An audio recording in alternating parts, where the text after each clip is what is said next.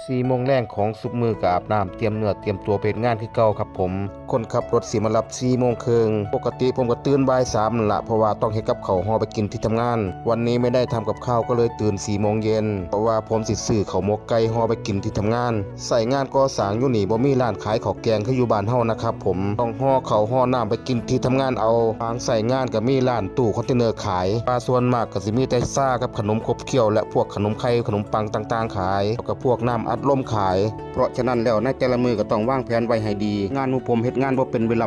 บ่มีนายจ้างมาคุมงานคืองานโรงงานครับผมเพราะว่าบริษัทรับเหมาก่อสร้างเขาเซาแบบหมู่ผมไปนายจ้างก็ส่งแต่หมู่ผมเข้าไปดูแลนายจ้างก็มีหน้าที่นั่งรับเงินรับหางานให้หมู่ผมเฮ็ดก็ในแต่ละมือไปบ่ซ้ำกันเพราะว่ามีใส่งานอยู่หลายหม่องถ้าไปเฮ็ดงานมือใดดวงดีก็เฮ็ดงานชั่วโมงนึงก็นั่งรถไฟกลับไอ้ดวงบ่ดีถ้ามีงานเทปูนก็หมดคืนสอดแจ้งงานอยู่นี่ผู้ใดดวงดีถึกใส่งานเขาปล่อยโอก็ได้โอคนเขาก็ส่งไปต่างประเทศเช่นซาอุดิอาระเบียเขาส่งไปต่างประเทศก็ได้เบี้ยเลี้ยงเพิ่มหลายบาทแต่มาอยู่บริษัทนี้ผมก็ได้ไปมาหลายประเทศแล้วทั้งเช่นประเทศอังกฤษกาตาร์บาห์เรนแล้วก็ซาอุดิอาระเบียเมื่อนี้มีงานอยู่ต่างประเทศก็คือประเทศซาอุเขาก็ส่งหมู่ผมไป3 คนนั้นก็ดวงดีไปครับผมได้เบี้ยเลี้ยงหลายบาทต่อเดือนที่ผมเคยไปอยู่ที่ผมถือใจที่สุดคือประเทศอังกฤษชีวิตแบบโหดๆท้าทายดีวันเสาร์นั่งรถไฟไปเฮ็ดงานตอนแรกก็นั่งรถไฟกลับห้องวิถีชีวิตผู้คนต่างๆนานาคุกคีกับฝรั่งได้สัมผัสอีหยังต่างๆนานาชีวิตแบบโหดๆแล้วก็ท้าทายดีที่2คือประเทศบาห์เรน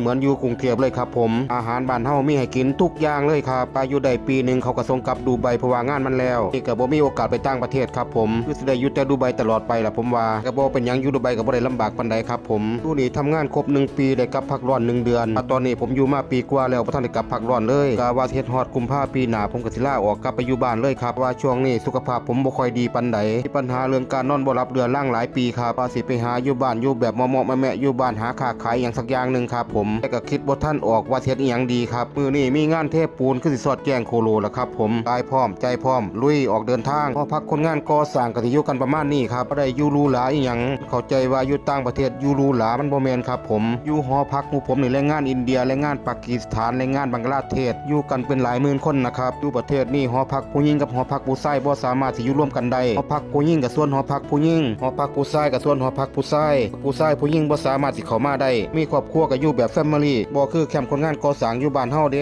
สังกะสีผู้หญิงผู้ชายอาบน้ำร่วมกันประเทศนี้เฮ็ดแบบนั้นบ่ได้ครับผิดกฎหมายผมไปหาซื้อข้าวหมกไก่ไปกินก่อนครับผมขี้คร้านเฮ็ดกับข้าวข้าก็อยู่ในแคมป์นี่แหละครับมีแต่อาหารอินเดียบ่มีผัดกะเพราขายนะครับข้าวหมกแกงกะหรี่กับซ่านมขนมต่างๆครับผมสั่งข้าวหมกอาบังไปกินที่ทำงานครับ